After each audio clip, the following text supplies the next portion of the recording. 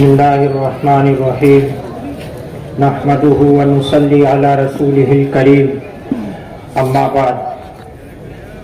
आज के इस सभा के प्रमुख और यहाँ मंच पर तशरीफ फरमा तमाम ही जिम्मेदारान और मेरे सामने बैठे हुए तमाम ही मेरे दोस्त बुजुर्गों और अजीज दोस्तों, किसी शायर ने कहा था, किसी का जलवे रंगीन तखय्युलात में है, किसी का जलवे रंगीन तखय्युलात में है, चराग बन के कोई जिंदगी की रात में है। बहुत बुलंद फजा में तेरी पतंग सही, मुझे पता है मगर डोर किसके हाथ में है।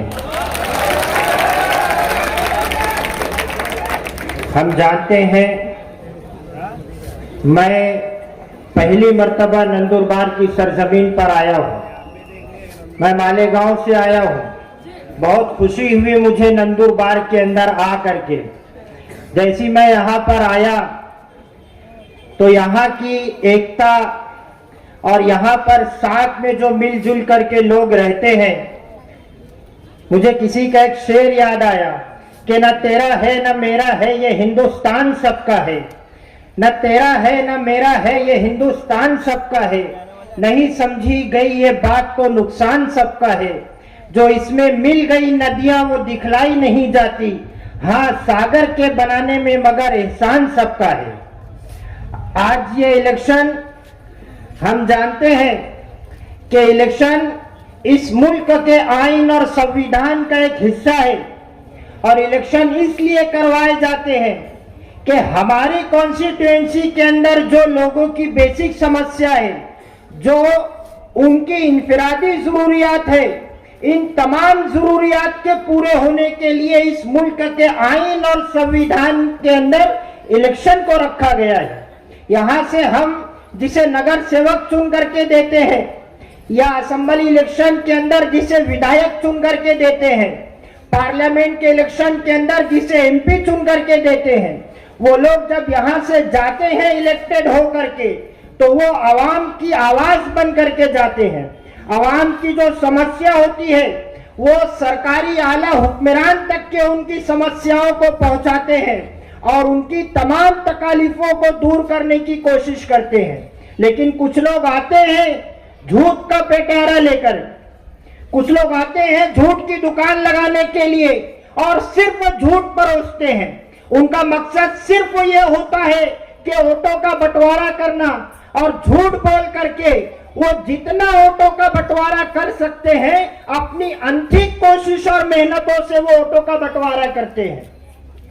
किसी ने कहा था, ऐश कर रहा है जो पब्लिक को लूट के, रोएगा एक दिन वो फूट फूट के, उसका गिनेस बुक में समर नाम क्यों नहीं, रिकॉर्ड तोड़ दिए हैं जिसने सारे झूठ के।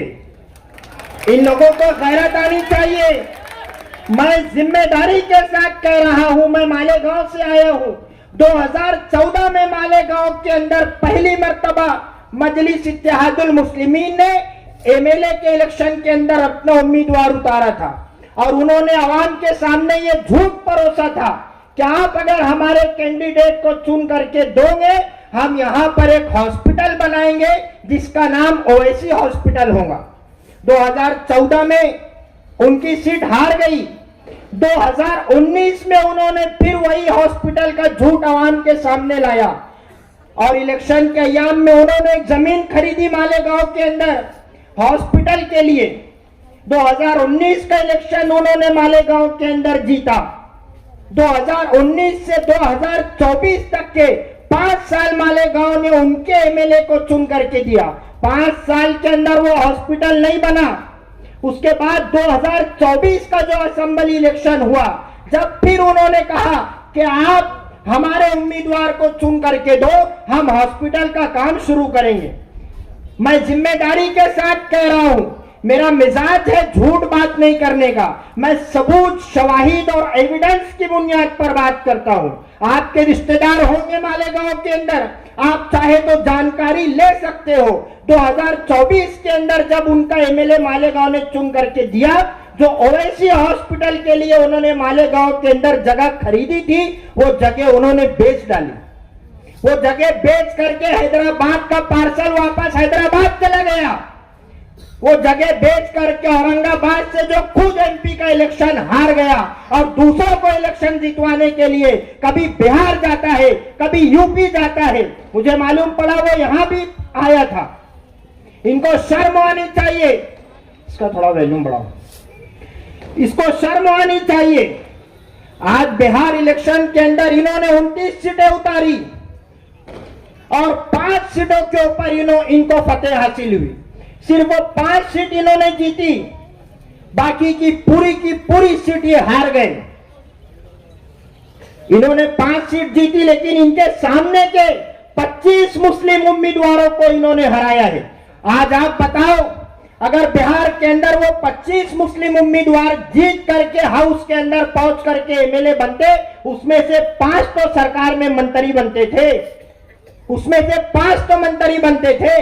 आज ये मुल्क के हालात कैसे हैं हम देख रहे हैं। यहां पर हमारे मदारिस, हमारी मस्जिदें, हमारी खानकाहें महफूज नहीं है। हमारे कितने मदरसों के ऊपर बिल्डोजर चला दिया गया है। हमारे कितने मदारिस को ताले लगवा दिए गए हैं और इन्हें शर्म आनी चाहिए। आज गुज़िश्ता रोज हैदराबाद के अंदर एक प्रोग्राम था कि हिंदुस्तान की तामीर और तरक्की के अंदर मुसलमानों का किरदार। वो प्रोग्राम के अंदर मजलिस इत्तेहादुल मुस्लिमीन के कौमी राष्ट्रीय अध्यक्ष बैरिस्टर असदुद्दीन ओवैसी साहब ने जो बयान दिया, पूरे मुल्क के उलमाए किराम हैरान हैं। पूरे मुल्क के मुसलमान शर्मिंदा है कि ओवैसी साहब इतनी बड़ी इस पद के ऊपर बैठा हुआ शख्स किस तरीका का बयान दे रहा है। वहां पर असदुद्दीन ओवैसी ने कहा कि मदरसों के वो कमरों में अगर बैठ करके बम बनाया जाता है तो हम उसकी भी मुखालिफत करते हैं। आप बताइए, यहां से लेकर के वहां तक के क्या मदरसों के अंदर बम बनाया जाता है? क्या मदरसों के अंदर बम बनाया जाता है? ओवैसी साहब को शर्म आनी चाहिए। अभी ऑल इंडिया उलमाए किराम की एक कम्युनिटी ने उसकी मुखालिफत की और उलमाए किराम ने आवाज उठाई कि ओवैसी साहब अपना बयान वापस ले। आप रास्ता खोल रहे हो उन लोगों के लिए जिन लोगों की आंखों के अंदर हमारे मदरसे खटकते हैं। आप रास्ता खोल रहे हो उन लोगों के लिए जिन लोगों की आंखों के कंकर हमारी मस्जिदें बनी हुई है, हमारी खानकाहें बनी हुई है। मैं ओवैसी साहब को यह पैगाम देना चाहता हूं कि मिला हमेशा चाहत का पैगाम मदरसों से, मत जोड़ो आतंकवाद का नाम मदरसों से। यहाँ कुरान पाक की होती है हर लम्हा तिलावत, जर्रे जर्रे में है हमदर्दी और मोहब्बत। कभी नहीं हो सकता कत्लेआम मदरसों से। मत जोड़ो आतंकवाद का नाम मदरसों से। आज असदुद्दीन ओवैसी साहब हमारे उलमाए किराम, हमारे सर के ताज है। अल्लाह के नबी सल्लल्लाहु अलैहि वसल्लम की हदीस है, अल उलमा वरसतुल अंबिया, उलमा अंबिया के वारिसीन है। उलमाए किराम की शान में कुरान करीम के अंदर एक आयत उतारी गई है, इन्नमा यख्शल्लाह मिन इबादिहिल उलमा, कि अल्लाह से सिर्फ उसके आलिम बंदे ही खौफ खाते हैं और डरते हैं। और आज बैरिस्टर असदुद्दीन ओवैसी साहब ने हिंदुस्तान के माया नाज आलिम दीन हजरत मौलाना खलीलुर रहमान सज्जाद नोमानी साहब को यह कहा कि ये लिफाफों पर जिंदगी गुजारने वाले हैं। आप हमारे उलमाए किराम की तौहीन करेंगे, उनको लिफाफे पर जिंदगी गुजारने वाले बोलेंगे। जो लोग बीजेपी से सूटकेस भर भर करके पैसा लेते हैं, वो हमारे उलमाए किराम को लिफाफों पर जिंदगी गुजारने वाला बोलेंगे और हम खामोश बैठ करके सुनेंगे। कभी हम इस उलमा की तौहीन को बर्दाश्त नहीं करेंगे। और मामला सिर्फ यहां पर नहीं रुका, उसके बाद नव भारत टाइम्स नेशनल मीडिया के ऊपर मजलिस इत्तेहादुल मुस्लिमीन का प्रवक्ता पवन नामी शख्स बैठ करके हिंदुस्तान जमीयत उलमा के राष्ट्रीय अध्यक्ष और दारुल उलूम देवबंद के सदर मुदर्रिस असीर माल्टा शेखुल हिंद हजरत मौलाना हुसैन अहमद मदनी रहमतुल्लाह अलैह, जिन्होंने आजादी के वक्त में माल्टा की जेल में काले पानी की सजा काटी, उनके बेटे हजरत मौलाना सैयद अरशद मदनी साहब जो आले रसूल हैं, उनके ताल्लुक से पवन नामी शख्स नेशनल मीडिया के ऊपर बैठ करके मौलाना अरशद मदनी के ताल्लुक से ये कहता है कि ये भी लिफाफे वाला मौलाना है, और आप मुसलमानों के दरमियान में आकर के तेरा मेरा रिश्ता क्या, ला इलाहा इल्लल्लाह के नारे लगाते हो। आपने देखा होगा कैमरों के अंदर, फोटोज के अंदर, असदुद्दीन ओवैसी साहब जब वो देखते हैं कि कैमरा मेरी तरफ है, जब वो देखते हैं कि वीडियो चालू है, फोटोग्राफर की नजर मेरी तरफ है, तो झुक करके उलमाए किराम से मुसाफा करते हैं, उनके हाथों को चूमते हैं। और आपकी ये मानसिकता है हमारे इमाम के बारे में, आपकी ये सोच है उन लोगों के बारे में जिन लोगों के पीछे हम नमाज अदा करते हैं। हम जब नियत बांधते हैं नमाज के अंदर तो हम ये कहते हैं कि पीछे इस इमाम के, और ऐसे हमारे सर के ताज, अंबिया के वारिसीन, मस्जिद के इमाम, आप उनको ये कहोगे कि ये लिफाफों पर जिंदगी गुजारने वाले हैं, और आपकी पार्टी के प्रवक्ता बिकाऊ भांड वो भी उनको ये कहेंगे कि ये लिफाफों पर जिंदगी गुजारने वाले हैं। मेरा मिजाज है खुल करके बात करना, मैं वो कलम नहीं हूं जो बिक जाती हूं दरबारों में, मैं लफ्जों की धूम मचा दूं अंधियारों चौबारों में, मैं वाली का राजपूत हूं, सच पर मरने वाला हूं, डाकुओं को डाकू कहने की हिम्मत रखने वाला हूं। मोमिन मौत से नहीं डरता।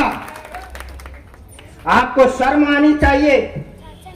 आज आप सियासी जलसों से हमारे नौजवानों को आप कहते हो कि मैं नारा लगा रहा हूं, नारे तकबीर अल्लाहू अकबर। आप नौजवानों को कहते हो कि मैं नारा लगा रहा हूं, नारे तकबीर। आप कहो अल्लाहू अकबर। सियासत अलग है, मजहब अलग है। अल्लाह के नाम पर सियासत मत करो, अल्लाह के नाम पर सियासत मत करो। सियासत अलग चीज है, मजहब अलग चीज है। आप कुरान हदीस की बात करते हो, और हैदराबाद के अंदर दारुस्सलाम जहां पर आपकी हेड ऑफिस है, जहां पर आपकी हेड ऑफिस है, वहां पर सूद और ब्याज से पैसा देते हो असदुद्दीन ओवैसी साहब। शर्म आनी चाहिए आपको। सूद और ब्याज से पैसा देते हो, ब्याज की बैंक खोल करके रखे हो, सूद और ब्याज का कारोबार करते हो। सूद का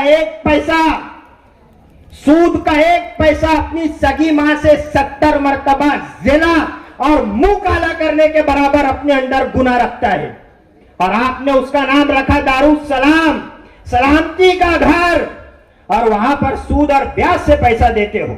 मुसलमानों को ब्याज और सूद उनके मुंह में भर रहे हो। आपको शर्म आनी चाहिए। और दाढ़ी, टोपी और कुर्ता पहन करके धोखा देने निकले हो मजहब के नाम पर। किस तरीके की सियासत कर रहे हो आप?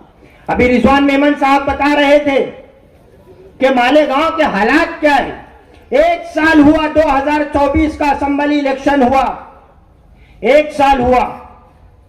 जैसे ही असेंबली इलेक्शन हुआ, असेंबली इलेक्शन के अंदर सभा में हैदराबाद से 15 से 20 लोग मालेगांव के अंदर आकर के 1 महीना तक के रुके थे, और सिर्फ मजहब के नाम पर लोगों को भड़काया, सिर्फ मजहब के नाम पर। और जब असेंबली इलेक्शन हुआ, उसके बाद मालेगांव के ऊपर यह इल्जाम लगा कि यहां पर रोहिंग्याई मुसलमान रहते हैं। मालेगांव के ऊपर यह इल्जाम लगा कि यहां पर बांग्लादेशी मुसलमान रहते हैं, लेकिन आज तक के एक भी बांग्लादेशी और रोहिंग्याई नहीं मिला। और मालेगांव आप जानते हो एक मजहबी शहर है। पूरे महाराष्ट्र में नहीं, पूरे मुल्क में मालेगांव शहर अपनी एक शनाख्त रखता है। वहां की मुस्लिम बुर्कापोश खवातीन को उठा करके 11 महीने से वो नासिक सेंट्रल जेल के अंदर उन्हें बंद कर दिया गया है। आप कहते हो तेरा मेरा रिश्ता क्या? आप कहते हो अल मुस्लिम अकुल मुस्लिम, मुसलमान मुसलमान का भाई है। हम मानते हैं ये हदीस के मुसलमान मुसलमान का भाई है, हम बिल्कुल कबूल करते हैं कि मुसलमान मुसलमान का भाई है। लेकिन एक हदीस और है, वो मैं आपको सुनाता हूं। एक हदीस ये भी है कि तमाम मुसलमान आपस में एक जिस्म की मानिंद है। जिस्म के किसी एक हिस्से को अगर तकलीफ पहुंचेगी, पूरा जिस्म वो दर्द को महसूस करेगा।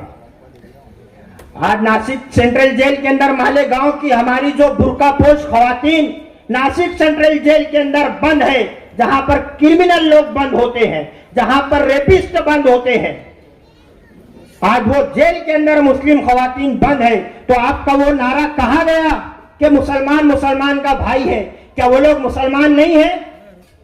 आप ये कहते हो कि मुसलमान मुसलमान का भाई है, और आपके खिलाफ में अगर कभी कोई उम्मीदवार खड़े हो जाता है, आप उसे फिरौन कहते हो, आप उसे कारून कहते हो, आप उसे नमरूद कहते हो। आपको शर्म आनी चाहिए। फिरौन एक वो लईन और मलून इंसान था जिसे न इस धरती ने अपनी गोद में लिया, न अंगारों ने अंगारों के शोलों ने ना उससे खेले, न समुद्र ने उसे अपने अंदर समोया। और आप एक कलमा पढ़ने वाले अपने ईमान गो भाई को फिरौन कहते हो। नमरूद एक वो बदमाश इंसान था जिसके ऊपर हजरत मूसा अलैहिस्सलाम की बदुआ लगी, वो जमीन के अंदर धंसता जा रहा है और कयामत तक के धंसता रहेगा। और आप एक कलमा पढ़ने वाले को कारून कहते हो, यजीद कहते हो। आपको शर्म आनी चाहिए। यहां पर भी जमीयत उलमा होंगी, पूरे मुल्क के अंदर जमीयत उलमा की एक कुर्बानी है, उनका एक योगदान और बलिदान है। 1919 से ये जमात ने इस मुल्क के अंदर अगर कोई भी आसमानी सुल्तानी आफत बलाए या मुसीबत आती है तो वो जमात ये नहीं देखती कि ये मुसलमान है कि हिंदू है। वो जमात ने कभी ये नहीं देखा कि ये सिख है या ईसाई है। वो जमात निकल पड़ती है उनकी मदद करने के लिए। आज जमीयत उलमा स्कॉलरशिप भी देती है बच्चों को तालीम हासिल करने के लिए। और नेशनल मीडिया के ऊपर बैठ करके तुम्हारा प्रवक्ता कहता है कि जमीयत उलमा ने क्या किया। वो कौन होता, उसकी हैसियत क्या, उसकी औकात क्या, उसकी बसात क्या? क्या हमारे जमात जमीयत उलमा का मतलब होता उलमा की जमात, जितने भी उलमा होंगे सब उलमा की जमात। एक पवन नामी शख्स तुम्हारी पार्टी का प्रवक्ता, वो आज हमारे उलमा की जमात से पूछेगा कि इन्होंने मुसलमानों के लिए क्या किया, इन्होंने इस मुल्क के लिए क्या किया। मेरे नौजवान दोस्तों, आपको याद रखना होगा, मजहबी नारों के अंदर बिल्कुल मत आना। ये सिर्फ मुसलमानों के जज्बात से खेलने वाले लोग हैं। फर्जी आंसू छलकाना पड़ जाए वो अमाल न कर, पहले ही जज्बात नहीं है खुद को और कंगाल न कर। वोट के नाम पे, नोट के नाम पे खूब सियासत कर, लेकिन अल्लाह जैसे पाकीज़ा नाम का तो इस्तेमाल न कर। अल्लाह जैसे पाकीज़ा नाम का तो इस्तेमाल न कर। इन लोगों को समझ में आना चाहिए, आज हमारे लिए बहुत सोचने का मकाम है। ये सिर्फ वोटों का बंटवारा करने के लिए निकले हैं और ये मजहब के नाम पर सियासत करते हैं। ये सिर्फ मजहब के नाम पर सियासत करने वाले लोग हैं। ये हमारे उलमा किराम की शान में गुस्ताखी करेंगे। असदुद्दीन ओवैसी साहब कहेंगे कि मदरसों के अंदर बम बनाया जा रहा है। आप बताइए, आज तक के हिंदुस्तान की तारीख में कभी ऐसा नहीं हुआ कि कोई मदरसों के अंदर बम बनाया जाता है, कोई मदरसों में बम बनाया जाता है। आप काम की बात करिए।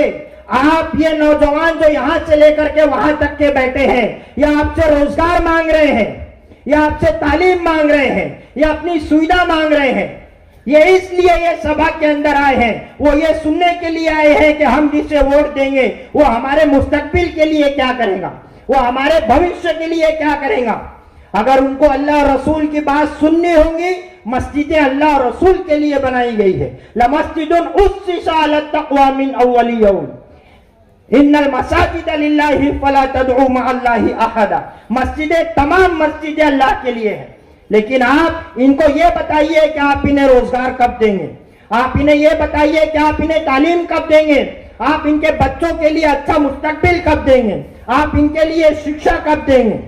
आप इन्हें मजहबी नारों के अंदर मत उलझाइए।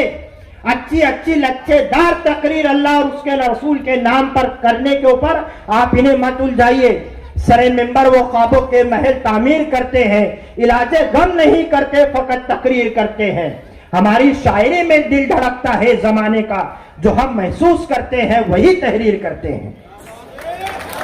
मेरे नौजवान दोस्तों को यह बात समझनी चाहिए, कि आज अगर हमने नादानी की, आज अगर हमने मजहबी और जज्बाती सियासत के अंदर आकर के, मजहबी नारों के अंदर उलझ करके अगर काम करने वाले लोगों को अगर आज हमने वोट नहीं किया और इन लोगों को अगर कभी आज पावर नहीं मिला, ये लोग अगर कभी आज चुन करके नहीं जाएंगे तो 5 साल कोई पुरसाने हाल नहीं होगा। ये सिर्फ बाहर से आते हैं, इनका एक पूरा सिस्टम है, एक पूरा क्राइटेरिया है। आप इनकी पूरी सियासत का महवर देखो, सिर्फ मजहब के नाम पर ये सियासत करते हैं और सिर्फ मजहब के नाम पर ये नौजवानों के जज्बातों से खेलते हैं। लेकिन हमें बहुत सोच समझ करके वोट करना है। एक शख्स की गलती की वजह से हमें 5 साल तक के हमें रोने के लिए मजदूर नहीं मिलेंगे। हमने सहराओं में हासिल किया आसानी से, तुम समुंदर में भी रहकर न मिले पानी से। ये सियासत के दिए हर किसी के हवाले ना करो, शहर बिक जाता है एक शख्स की नादानी से। मेरे भाइयों, मजहबी सियासत के अंदर, जज्बात के अंदर हमें नहीं उलझना है। हमें यह देखना है कि मुसीबत के वक्त में कौन शख्स हमारे साथ खड़ा होता है। हमें यह देखना है, करने वाली जात अल्लाह की है। इन्नल्लाह अला कुल्ली शैइन कदीर, अल्लाह हर चीज पर कुदरत रखता है। इज्जत और जिद्दत अल्लाह रब्बुल आलमीन के दस्ते कुदरत में है। मालिकल मुल्क तुअतिल मुल्क मन तशा व तंज़िउल मुल्क मिम्मन तशा व तुइज़्ज़ु मन तशा व तुज़िल्लु मन तशा बियदिकल खैर इन्नका अला कुल्ली शैइन कदीर। अल्लाह जिसे चाहता है उसे इज्जत अता करता है और वो जिसे चाहता है उसे जलील और ख्वार कर देता है। उसकी कुदरत के बगैर, उसकी इजाजत के बगैर दरख्त की एक पत्ती भी नहीं हिलती। ये हमारा ईमान है और करने वाली जात अल्लाह की है। सब कुछ अल्लाह ही से होता है। लेकिन हमें ये बात देखना चाहिए, अल्लाह ने दुनिया को दारुल असबाब बनाया है। असबाब के दर्जे के अंदर अगर मुसीबत के वक्त में जो हमारे साथ खड़ा रहेगा वो हमारा लीडर है और हम धोखेबाज लोग नहीं हैं। अल्लाह के नबी की हदीस है, मोमिन कभी धोखा नहीं देता और मोमिन एक सुराख से दोबारा नहीं डसा जाता। अल्लाह के नबी सरकार दो आलम सल्लल्लाहु अलैहि वसल्लम की हदीस मुबारक है कि मोमिन एक सुराख से डसा नहीं जाता। आप मेरे भाई हो, मैं आपका भाई हूं। आपने और हमने साथ में मिलकर के कलमा पढ़ा है, ला इलाहा इल्लल्लाह मुहम्मदुर रसूलुल्लाह सल्लल्लाहु अलैहि वसल्लम। आप मेरे ईमान को भाई हो, मैं आपका भाई हूं।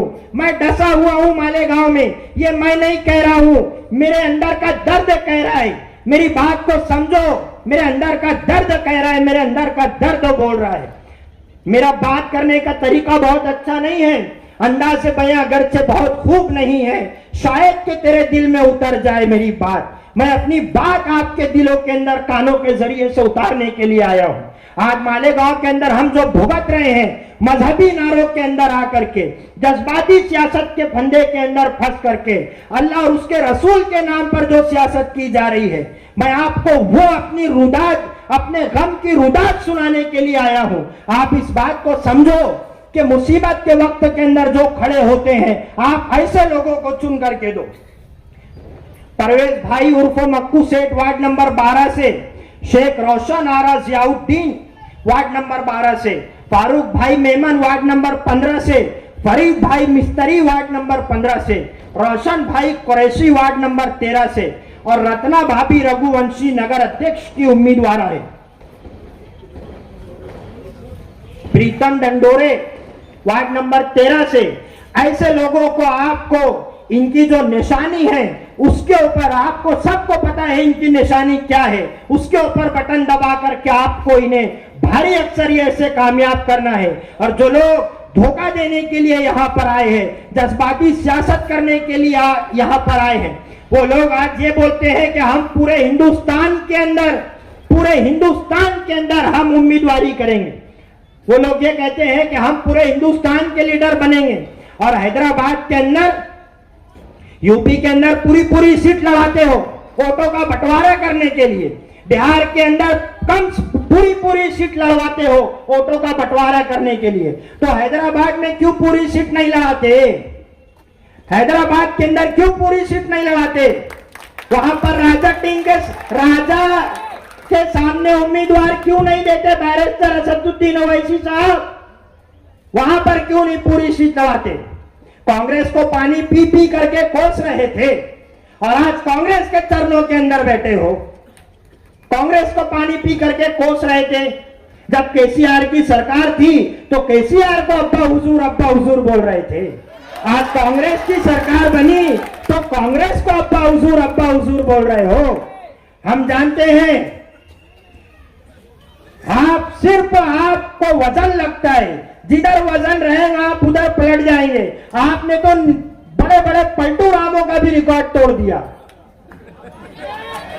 लेकिन ये कौम बिकने वाली कौम नहीं है। ये कौम वो है जो अपना सर कटा देंगी लेकिन अपना सर कभी नहीं झुकाएंगी। ये वो कौम है। ये कौम आपकी तरह पैसों पर बिकने वाली नहीं है। ये कौम वो नहीं है कि आप इन्हें पैसे लेकर के खरीद सकते हो। ये कौम बिकाऊ माल नहीं है। आपको बहुत सोच समझ करके यहाँ के जो मतदान है 2 दिसंबर को ऐसे तमाम उम्मीदवारों को आपको वोट दे करके भारी अक्सरियत से कामयाब करना है। शुक्रिया। जब हमारे मालेगांव के अंदर सभा होती तो इतने मुकर्रिरीन रहते ना कि हम लोगों को सिर्फ 3-3 मिनट दिया जाता।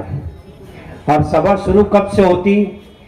7:30 बजे से सभा शुरू होती, रात में 10 बजे तक की सभा चलती और हम लोगों को सिर्फ 3-3 मिनट दिया जाता।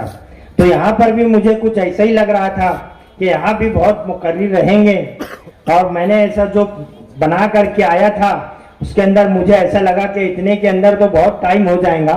शायद मुझे ऐसा लग रहा था कि मैं इतना बोल भी नहीं पाऊंगा। लेकिन अब मुझे और एक बात मैं आपको और बता देना चाहता हूं।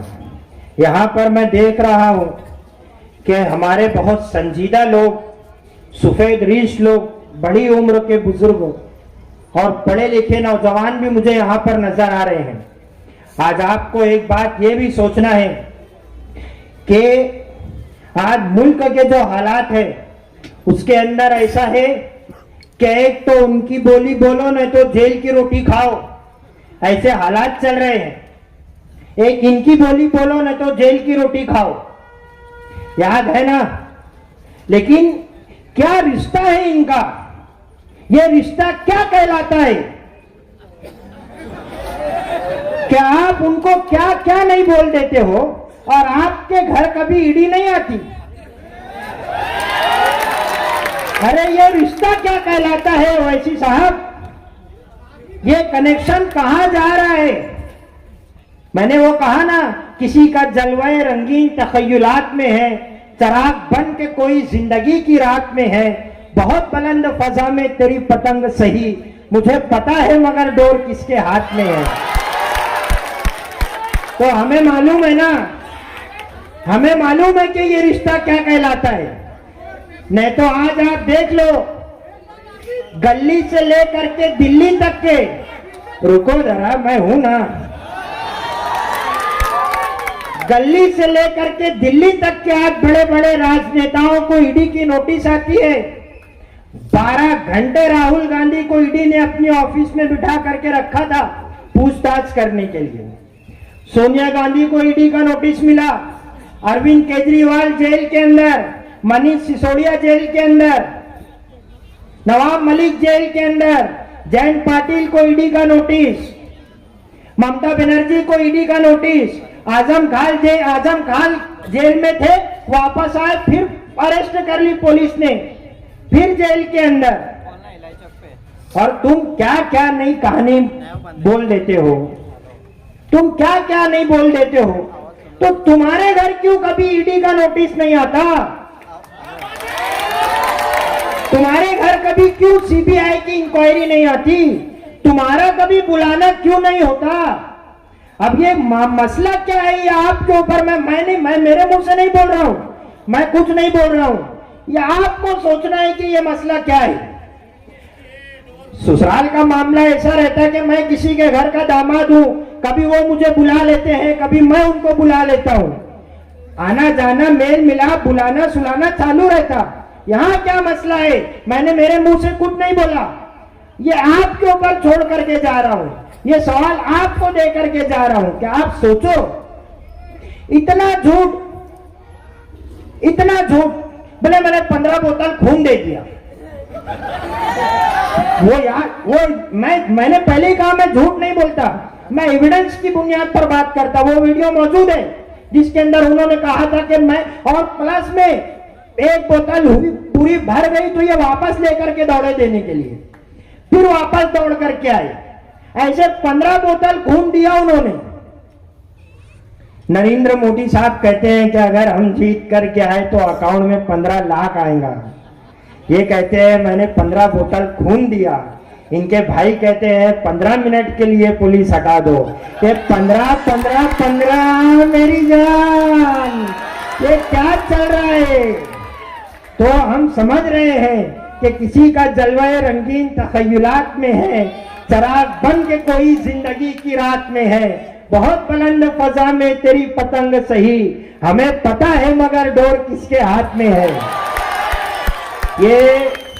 ये सब बातें अब बंद कर दीजिए।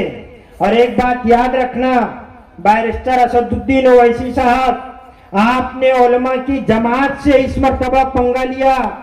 नव भारत टाइम्स न्यूज चैनल के ऊपर बैठ करके आपके प्रवक्ता ने यह कहा कि ये जमात ने क्या किया हिंदुस्तान में मुसलमानों के लिए। आपके प्रवक्ता ने यह कहा कि आज हिंदुस्तान के अंदर 1919 से लेकर के आज तक के अगर मुसलमान पसमानदा है, मुसलमान गरीबी सतह के अंदर जिंदगी गुजार रहे हैं, तो इसका पूरा का पूरा सहरा जमियत उलमा के सर बनता है। आपने कहा कि मदरसों के अंदर अगर बम बनाया जाता है तो हमें उसकी भी मुखालिफत करनी चाहिए।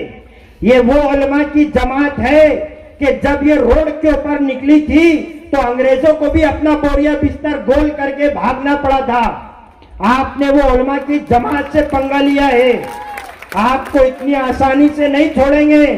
आपको अवामी अदालत के अंदर आकर के जवाब देना पड़ेगा कि आपने किस बुनियाद के ऊपर आपने ये इल्जाम लगाया है, किस बेस के ऊपर आपने ये इल्जाम लगाया है। हमारे उलमा हमारे सर के ताज हैं। आपने मौलाना खलीलुर रहमान सज्जाद नोमानी साहब ने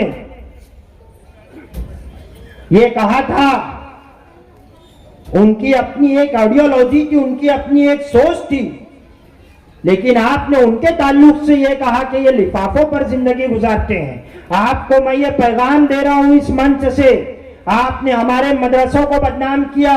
अभी वक्फ का मसला चल रहा, हमारे मदरसे पूरे के पूरे, हमारे वक्फ की जितनी प्रॉपर्टी है, हमारे मस्जिद है, हमारे मदरसे हैं, हमारी खानकाहें हैं, हमारे कब्रिस्तान है, आज इनके ऊपर तलवार लटक रही है।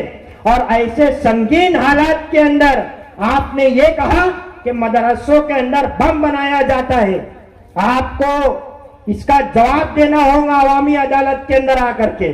और आज की ये सभा में जितने लोग आए हैं उनको ये आचार को हैदराबाद वापस भेज करके उनको ये बात साबित कर देना होगा कि हमारी गलियों के अंदर तुम्हारे लिए कोई जगह नहीं है। वाखिरु दावाना अनिल हम्दुलिल्लाहि रब्बिल आलमीन।